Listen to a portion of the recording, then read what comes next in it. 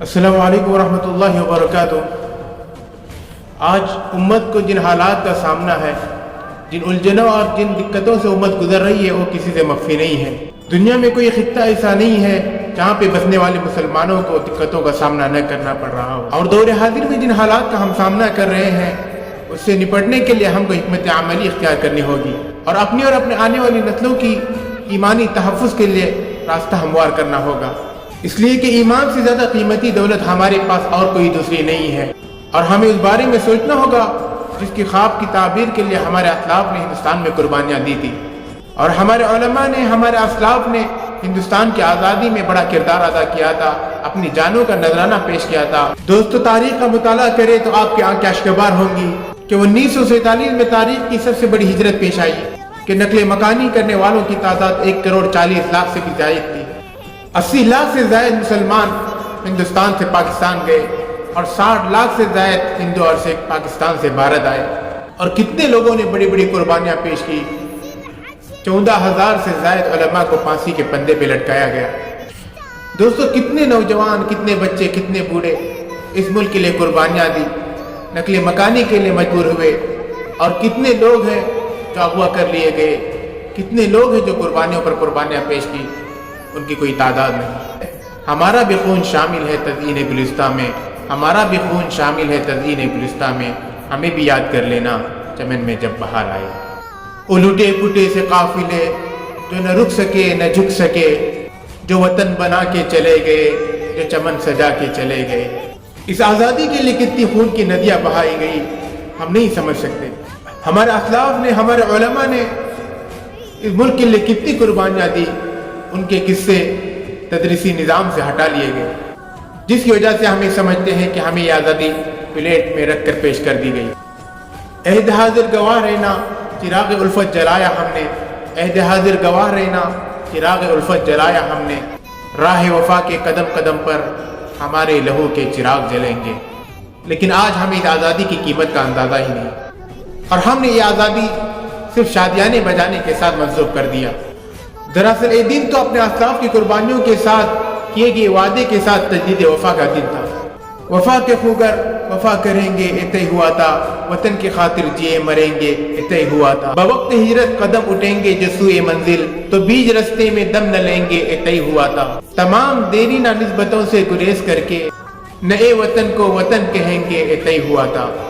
چہار جانب بہار آئی ہوئی تھی لیکن بہار کو اعتبار دیں گے اتنے ہوا تھا، خدا کے بندے خدا کی بستی بسانے والے خدا کے احکام پر چلیں گے اتنے ہوا تھا، بغیر تخصیص پست و بالا ہر ایک مقام میں دیے مساوات کے جلیں گے اتنے ہوا تھا، کسی بھی الجھن میں رہبروں کی رضا سے پہلے عوام سے اذن عام لیں گے اتنے ہوا تھا، تمام تر حل طرف مسائل کو حل کریں گے، جو طے نہیں ہے وہ طے کریں گے اتنے ہوا تھا۔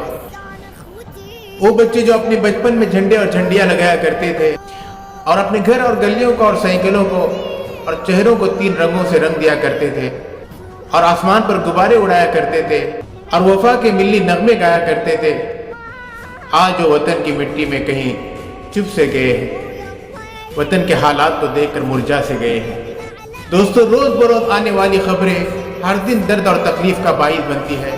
مولانا ابوالحسن علی میاں ندوی رحمۃ اللہ علیہ فرمایا کرتے تھے، اگر ہم نے ہندوستان کی آبادی کو نظر انداز کیا اور ان تک اسلام کے پیغام کو نہیں پہنچایا، اور اپنے اخلاق و کردار سے ان کی دلوں کو نہیں جیتا، تو اللہ محفوظ رکھے تو یہ ملک کسی بھی وقت اسپین بن سکتا ہے۔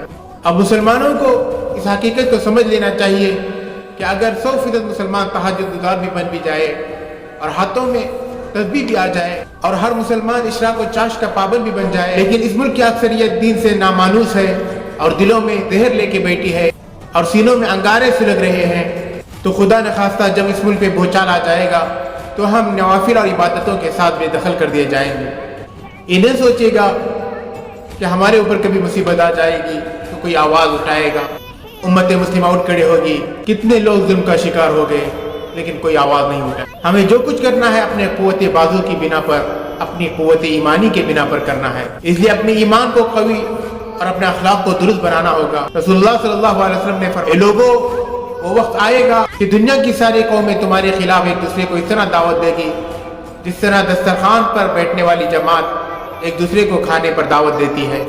ساری قومیں تمہارے خلاف متحد ہو کر تمہیں ختم کرنے کی کوششیں کریں گی۔ صحابہ رضی اللہ اجمعین نے اس وقت حیرت سے پوچھنے لگے، اے نبی صلی اللہ علیہ وسلم، کیا اس وقت ہم تعداد میں کم ہوں گے؟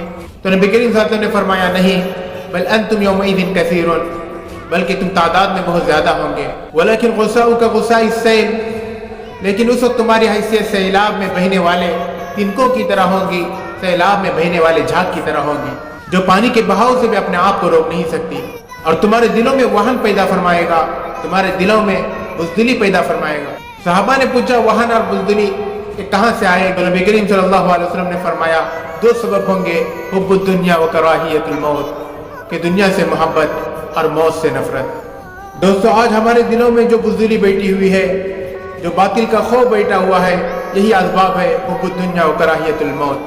فرمایا نبی کریم صلی اللہ علیہ وسلم نے، اللہ تعالیٰ تمہارے دشمنوں کے دلوں سے تمہارا رعب نکال دے گا۔ دوستو، آج ہمیں اللہ پر یقین کو اور ایمان کو بنانے کی ضرورت ہے، اپنے ایمان کو پختہ کرنے کی ضرورت ہے۔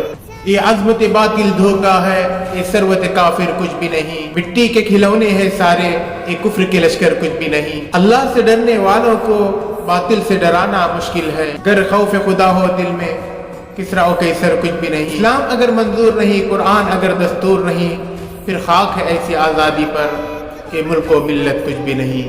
مولانا ابوالکلام آزاد رحمۃ اللہ علیہ فرمایا کرتے تھے، اے بے خبرو، اگر زندگی کی خواہش ہے تو حالات سے گھبرانا کیسا، کیونکہ مشکلیں زندہ اور متحرک انسانوں کے لیے ہے، ایک بے روح لاش کے لیے نہیں۔ آرام کی خواہش ہے تو اس کی سب سے بہتر جگہ قبر ہے، بیٹھے رہو گے تو یقیناً ٹھوکر نہیں لگے گی، اگر جب چلو گے تو ٹھوکریں کھانا ضروری ہے۔ غفلت و سرشاری کی بہت ساری راتیں گزر چکی، اب خدا کے لیے بستر مدہوش سے سر اٹھا کر دیکھیے کہ آفتاب کہاں نکل آیا ہے، آپ کے ہمسفر کہاں تک پہنچ چکے ہیں اور آپ کہاں پڑے ہیں۔ یہ نہ بھولیے کہ آپ کوئی اور نہیں بلکہ مسلم ہے، اور اسلام کی آواز آپ سے بہت سارے مطالبات رکھتی ہے۔ کب تک اس دین الہی کو اپنے اعمال سے تم شرمندہ کرتے رہو گے؟ کب تک تم دنیا کو اپنے اوپر ہنساؤ گے؟ اور کب تک اسلام کی طاقت کا، قوت کا کھانا خالی رہے گا؟ اگر مصائب کا تازیانہ غفلت کی ہوشیاری کا ذریعہ ہے تو کون سے مصائب ہیں جن کا آپ پر نزول نہیں ہو چکا ہے؟ دوستو، مولانا ابوالکلام آزاد رحمۃ اللہ علیہ کی الفاظ ہمیں بیدار کرنے کے لیے کافی ہے۔ خدا کرے کہ میری ارض پاک پر اترے وہ فصل گل جسے کبھی اندیشے زوال نہ